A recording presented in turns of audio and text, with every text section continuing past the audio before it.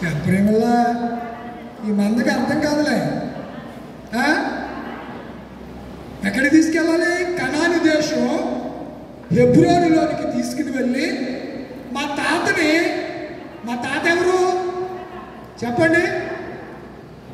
అబ్రహాము పాతి పెట్టబడిన స్థలం, మా తండ్రిని మా అన్నయ్య యాషావు నేను పాతి పెట్టిన స్థలం ఉందే మమ్రే దగ్గర, సింధూరు వృక్షం దగ్గర. మా తాత 100 వరహాలకు దానిని కొన్నాడే, అక్కడికి తీసుకెళ్ళి పాతి పెట్టండి అని యోసేపుతోనూ ఆయన కుమారులతో ఏం చేయించుకున్నాడు? చెప్పరేటిలా ప్రమాణం చేయించుకున్నాడు. ఏం చేయించుకున్నాడు? ప్రమాణం చేయించుకున్నాడు. యూదుడికి ఒక ఆచారం. అబ్రహాం కూడా ఎలియాజరుని తన కొడుక్కి చుట్టానికి చూస్తాకి పంపించినప్పుడు, ఒరే బాబు ఎలియాజరు ఇలారా, నీ చెయ్యి ఎక్కడ పెట్టాలి? తొడ మీద కాదు, తొడ కింద. బైబిల్ మీరు అదే చదువుతారు మీరు. తొడ కింద పెట్టమని చెప్పాడు. అక్కడ రాస్తుంది. అక్కడ తొడ కింద పెట్టి నాతో ఏం చేయాలి? ప్రమాణం చేయాలి. ఏంటా ప్రమాణం? ఏంటి? ఇక్కడ ఉన్న దేశంలో ఉన్నటువంటి దేన్ని నా కొడుకుకి తీసుకురాకూడదు. నా స్వజనులు ఎందుకు, నా బంధువులు ఎందుకు, వెళ్ళి అక్కడి నుంచి నా కొడుక్కి పెళ్లి కుమార్తె తీసుకురా అని చెప్పాడు. అలా చెప్పి ఏం చేయించుకున్నాడు? ఒకవేళ ప్రమాణం చేయించుకోకపోతే, అబ్రహాం డౌట్ ఏంటంటే ప్రమాణం చేయించుకోకపోతే ఎలియాజరు దేన్నైనా తీసుకొచ్చేసి డబ్బుకి ఆశపడి నా కొడుకు చేసేస్తే వాళ్ళ కళ్ళల్లో ముళ్ళు గాను పక్కలో బల్లెలు గాను ఉంటారు. ఇప్పటికే చాలా ఇబ్బందులు పడుతున్నాను అని చెప్పి అలా ప్రమాణం చేయించుకున్నాడు.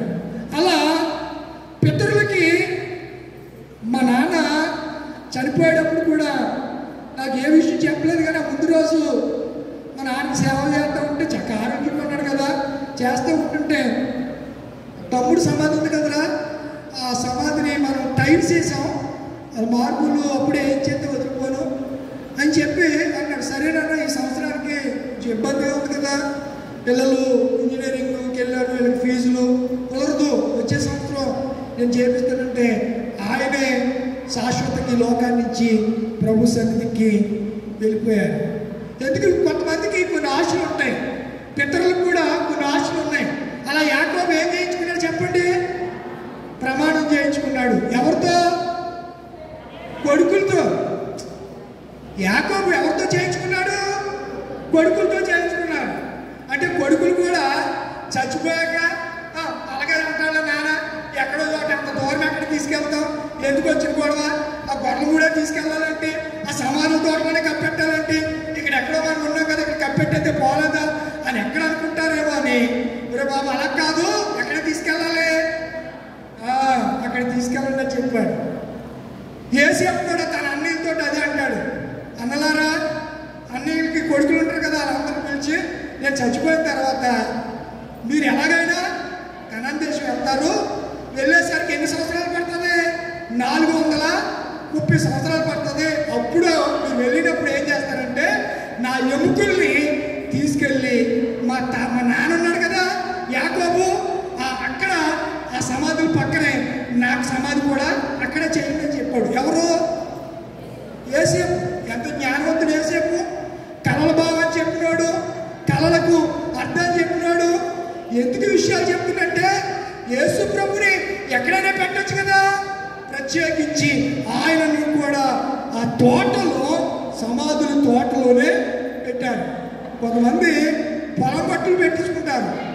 మా ఊర్లో అలాగే పెద్ద పెద్ద గోళాలు చెరువులు అయిపోయినాయి. జోసెఫ్ మీరు వచ్చారు కదా, గోళాలు అంటే నా చిన్నప్పుడు ఏంటి అనుకున్నాను, ఐగుప్తు పిరమిడ్లా కట్టారు. తర్వాత చెరువులు తవ్వేటప్పుడు పొక్కులు ఎంతో తవ్వేస్తే ఆ పళ్ళు పట్టుకు పోలేదు. పళ్ళు ఎముకలు ఎంతంత బాగుండి అలా బాగా ఏ 6 అడుగుల మనుషులు ఏంటో నాకు అర్థం కాలేదు, అవన్నీ పట్టుకొచ్చి ఆ కాలువరం పడేయారు. వాళ్ళు చేయడానికి ఆ ఇంటి పేటలో ఎవరు లేరు. ఎప్పుడో పూర్వీకులు ఇంచుమించు ఒక 100 సంవత్సరాల క్రితం మనుషులు. అందుకే పొలాల గట్టుల్ని అలా చేస్తే ఆ పొలం నీ పిల్లలు ఎప్పుడోకప్పుడు, నీ పిల్లలు కాదు ఆడపిల్లలు కాదు ఇంకొకటి పిల్లలు ఏం చేస్తారా? ఉంటుందా శాశ్వతంగా? ఉండదు. శాశ్వతంగా ఉండేది అది దేవుడిచ్చినటువంటి శ్మశాన భూమి. ఏ భూమి అది? శ్మశాన శ్మశాన భూమి, తోట, సమాధుల తోట. ఆ తోట ఎప్పుడు శాశ్వతంగా ఉంటుంది. అది ఎవరు దొంగిలించడానికి కానీ ఆక్యుపై చేస్తే మీరు ఊరుకుంటారా? రీసర్వే పెట్టి ఎక్కడుంది అక్కడికి ఎడగొడతారు ఎప్పటికైనా సరే. కనుక చాలామంది తెలియక పొలాల గొట్టలని, చేల గొట్టలని బైబిల్ అలా చెప్పట్లేదు. ఎందుకు విషయాలు చెప్తున్నట్టే, పూర్వదినాలని, పితరుల్ని, ఈస్టర్ దినాన్ని మనం జ్ఞాపకం చేసుకోవడానికి ఉదయకాలం మనం ఎక్కడికి వెళ్ళాం? చెప్పరేంటిలా సమాధి తోటలోకి వెళ్ళాం. ఊరికే పనిలోకి వెళ్ళామా? పనిలోకి వెళ్ళలేదు కదా. యేసు లేచాడు. అలాగే చనిపోయిన మనవారు కూడా యేసు ప్రభు వారు వచ్చినప్పుడు ఆయన వారికి కూడా మహిమ శరీరం ఇస్తారు. వారు కూడా లేపబడతారు, పునరుద్ధానులు అవుతారు. Resurrection a powerful word. Resurrection అనేది, పునరుద్ధానం అనేది, పునరుద్ధానం ఇంగ్లీష్లో రిజరెక్షన్ అంటారు. పునరుద్ధానం శక్తి, పునరుద్ధాన బలం చాలా అద్భుతమైంది, గొప్పది అని నేను మీకు జ్ఞాపకం చేస్తున్నాను. అలా యేసు ప్రభు వారు సజీవుడిగా ఆయన లేచాడు అనడానికి మహిమ శరీరంతో ఉన్నాడు. చేతులు గాయాలు చూపించాడు. ఎన్నో రుజువులనే యేసు లేచాడని. లెగలేదు. ఆయన 3 మేకుల్లో వేలాడుతూ ఆడెవడో వచ్చి సాయం చేస్తే పీక్కుని కాశ్మీర్ వచ్చి మేకులు దిగొట్టున్నాడు. కాళ్ళలో నడవగలడేంటంటే చిన్న ఆనగా ఉంటేనే ఎగిరి ఎత్తి నడుపుతూ ఉంటాడు. ఏడా నడలేకపోతుంటే కాళ్ళు ఏమున్నాయి? ఆనగాలు ఉన్నాయి, నడలేకపోతుందని అంటాడు. మరి యేసు ప్రభు వారు కాళ్ళల్లో చేతుల్లో మేకులు దిగ్గొడితే ఆయన కాశ్మీర్ పారిపోయి వచ్చేస్తాడా? లేదు. ఇవన్నీ బైబిల్లో ఈరోజు పాఠంలో అవన్నీ వ్రాసారు. అలా వారు తప్పుడు ప్రచారాన్ని యేసు పట్ల ఇప్పటికీ కూడా ప్రచారం చేస్తున్నారు. కానీ ఆయన నమ్మినట్టు మనకు తెలుసు, మన దేవుడు ఎవరు చెప్పండి? సజీవుడు. మన దేవుడు ఎవరు? సజీవుడు. మరణమును గెలిచి తిరిగి లేచిన వాడు. మరణ భయాన్ని తొలగించాడు. మనకి ఏ భయం లేదు. ఇప్పుడు మరణ భయం లేదు. మీరు నమ్మరు. కానీ ఎప్పుడు ప్రభు పిలిస్తే అప్పుడు పరలోకంలోకి వెళ్ళి విశ్రాంతి పొందొచ్చా అనే ఆశ నాకు. మీకు తెలీదు.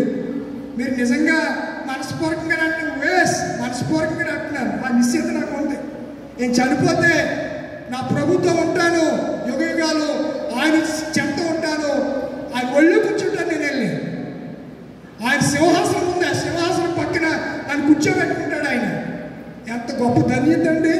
ఇదే క్రైస్తవ నిరీక్షణ, విశ్వాసం. విశ్వాసాన్ని ఎప్పుడు విశ్వాసంలో సన్నగిలిపోకండి. నిరీక్షణతో ఎదురు చూడండి. ప్రభు మీకు కృపను అనుగ్రహించునుగాక. ఆమేన్. ఈ ప్రత్యేక సమయంలో పెద్దలు చెప్పగలిగిన వారు, అరువు కలిగిన వారు ఊరికే 1 నిమిషం 2 నిమిషాలు శుభాకాంక్షలు అంటే నేర్చుకోండి. శుభాకాంక్షలు తెలియకపోతే గూగుల్లోకి వెళ్ళండి, యూట్యూబ్లోకి వెళ్ళండి, సోషల్ మీడియాలోకి వెళ్ళండి. మీకు తెలియకపోతే మీ మనవాళ్ళ అందరి దగ్గర స్మార్ట్ ఫోన్లు వచ్చేసి ఒకసారి చూసి శుభాకాంక్షలు ఎలా చెప్పాలంటే ఆ గూగుల్ తల్లిని అడిగితే చెప్పేద్ది. ఏ తల్లి గూగుల్ తల్లి అడిగితే చెప్తుంది. అమ్మ ఏ చెప్పమంటామంటే ఇప్పుడు మీకు చెప్పడం రాకపోతే దాన్ని అడగండి. ఎందుకంటే మేము ఎలా చెప్పండి అంటే మీకు అర్థం కాదు కదా. ఇప్పుడు దాన్ని అడిగితే అదైనా చెప్తుంది, ఇలా చెప్పండి అలా చెప్పండి అని. అలాగా ఇప్పుడు మీరు అందరూ చక్కగా చెప్తారని ఆశిస్తున్నాను. మీకు సమయం ఇస్తున్నాను. ఒకరి తర్వాత ఒకరు వచ్చి ఈస్టర్ శుభాకాంక్షలు, పునరుద్ధాన శుభాకాంక్షలు తెలియజేయాలని మనం చేస్తూ ఈ సమయాన్ని మీకు ఇస్తున్నాను.